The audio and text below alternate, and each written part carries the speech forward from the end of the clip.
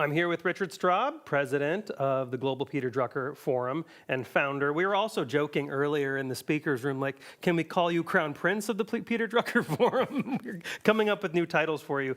It's been a busy morning, and earlier this morning we were live streaming the opening ceremony where you gave kind of a background. But for people just tuning in across the world, can you give the quick, like 30,000-foot origin story of the Peter Drucker Forum? Yes.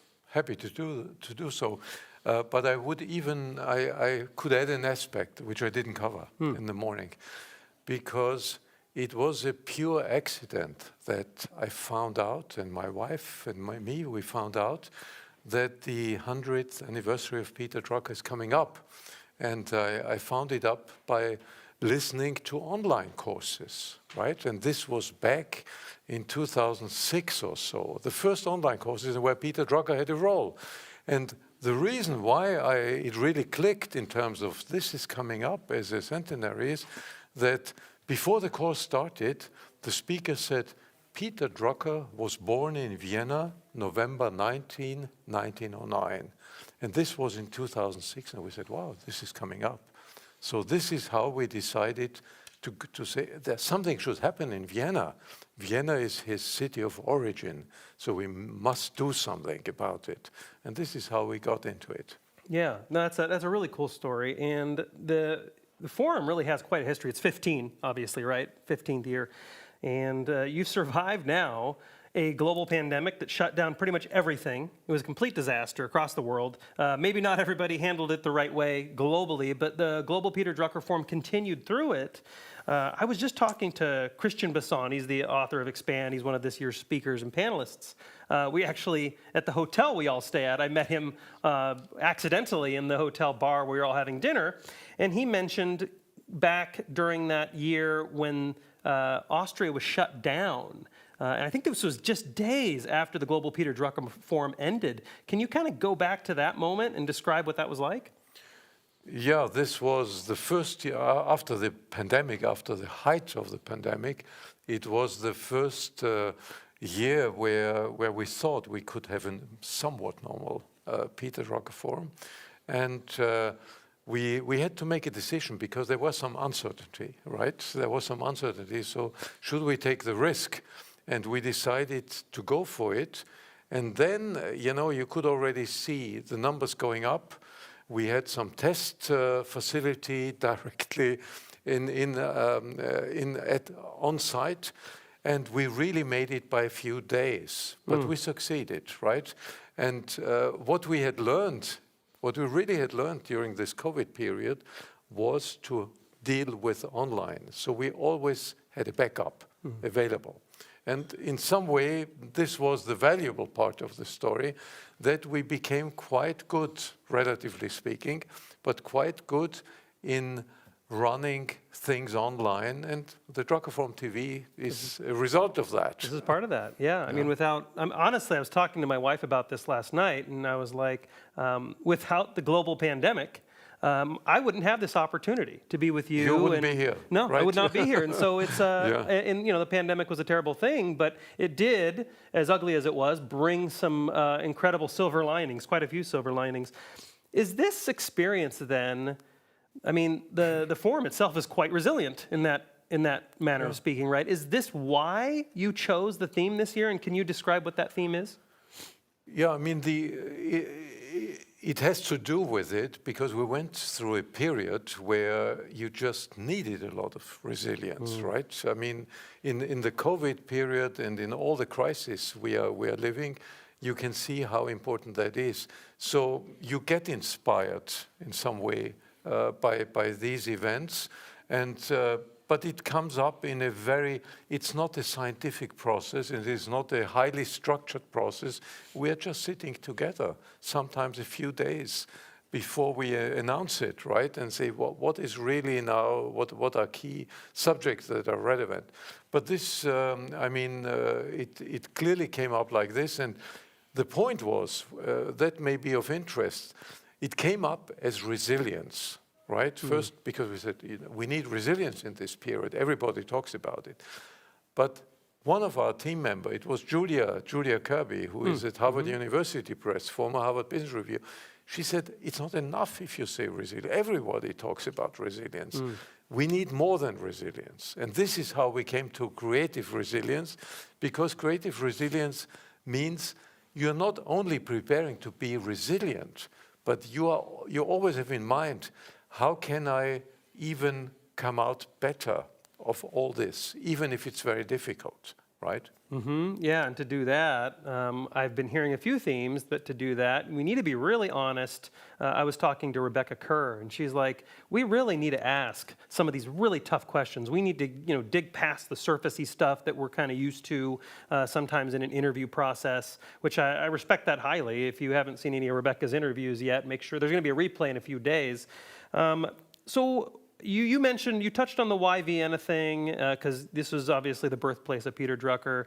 But for those that don't know, because I know there are a lot of new viewers who are very new to Peter Drucker, can you give us a quick background on who Peter Drucker was? I know some of you are like, oh, come on, who doesn't? But some people don't understand the full background. Can you break that down for us? Yes, if I give you in a nutshell some of this, because it would be a long presentation otherwise. But I relate it first to Vienna, because this is Peter Drucker is not only born in Vienna, he grew up in Vienna. That's important to know. Yesterday we had a salon. You know the idea of Vienna salons. We had a salon in his house, in the house where Peter Drucker lived. That's cool. And where he stayed until he was 18.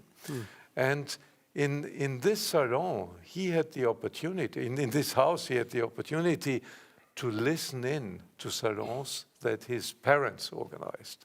And he heard some of the most interesting people of their time. And he always said, this was my education. This was my real education. So this Vienna environment brought him a multidisciplinary, almost multicultural view of things, because it was the Austro-Hungarian monarchy at the time. And that equipped him very well to think about questions of society. This is how he started. He started as a political scientist. That was his original focus. And then he got into management, but he got into management because he felt it's such a vital role for society. This is how he got into it, and this is my very short version. And then he was called, the father of modern management, because he thought this is all spread all over the place. It must be brought together. All this thinking about leadership, management, and what have you, we must put it more in a system. And his big work was to create this discipline of management, which is based on the practice of management. The practice is what you do, and the discipline, how can you teach it? How can you transmit it? How often, so I'll give you some context here. I was, I have a podcast and I've interviewed people, and I was reading, I don't remember which book it was, but I was reading in one of Peter Drucker's books, and he was kind of reflecting something Cal Newport had written in his book, Deep Work. I don't know if you're familiar with Deep Work, but it was a bestseller, Cal Newport, recognized author. But I emailed him, and I'm like, hey, there's this idea that Drucker was talking about in like the late 50s. I think it was the late 50s in this book. And I said, and it's similar to what you've said. I phrased it in a better way, of course. And Cal's immediate response back to me was, Peter Drucker was like decades on almost every management idea we've all come across. He was decades early on almost everything. So how often do you hear at the Global Peter Drucker Forum new ideas, that actually Peter Drucker had discussed decades ago? How often does that happen? Yeah, he always said, you cannot predict the future, but you have to look out of the window and try to see really well, and you will see things that others don't see yet. So he had this ability to observe in a very careful way and not to have his opinion already about everything that is there. So in this sense, he could sometimes predict certain developments. And the fundamental ideas that he brought to bear, like management by objective, so decentralization, right? Decentralization was a big theme for Peter Drucker. I just came out of a session where one of the top managers of Vinci Group was speaking, and Vinci Group with 270, 80,000 employees are totally decentralized, and they have 5,000 business units, right? Something like that. So the idea of decentralization was already there when Peter Drucker was talking about it and writing about it. But I think the key point is the way how it is done has changed. The fundamental idea may still be the same, but in a time where you have corporations that look completely different than at the time of Peter Drucker, the way how it is implemented is different, right? But the fundamental thinking is in many areas still usable. Yeah, he really was early on all the core ideas. Yes. Technology changes, people, but the way you manage people, at least from what I'm reading from Drucker's books, really doesn't change. People don't change. And so even, I think there was a portion I was reading where Drucker seemed to be really early on the idea of AI. He was talking about like the computer and it's immoral and it won't make moral judgments. And I'm just like, my word, he is so far out ahead. I kind of call him a management prophet. And what I often tell people is if you don't know how to manage your team or lead your team, now, modern day, perhaps go read Peter Drucker's stuff from 50 years ago and that'll help you understand a little bit. Just our last minute left here. What should we look ahead? Like what does the next 5 years or even next year, the next few years look like for the Global Peter Drucker Forum? Yes, I mean, that's a very important question because having reached the 15th year, it's a big deal. We have to think about the future. However, I must tell all the viewers, you must, if you want to know, you should join us for the closing session because I will give an insight about what our ideas are, and we have a very serious plan for that. And the plan, as I mentioned in the opening, is based on this notion that Doris Drucker, his widow, gave us, where she said, you must always stand on his shoulders, that's fine, but think about what's required for the future. And this is now the point in time where things have changed massively, and we must think what management should be for the future. It's a good place to leave it.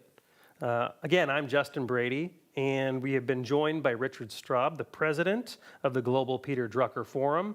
We're going to be live all day, so make sure you stick around. This is Drucker Forum TV, and like I said, I'm Justin Brady. I'm happy you're with us.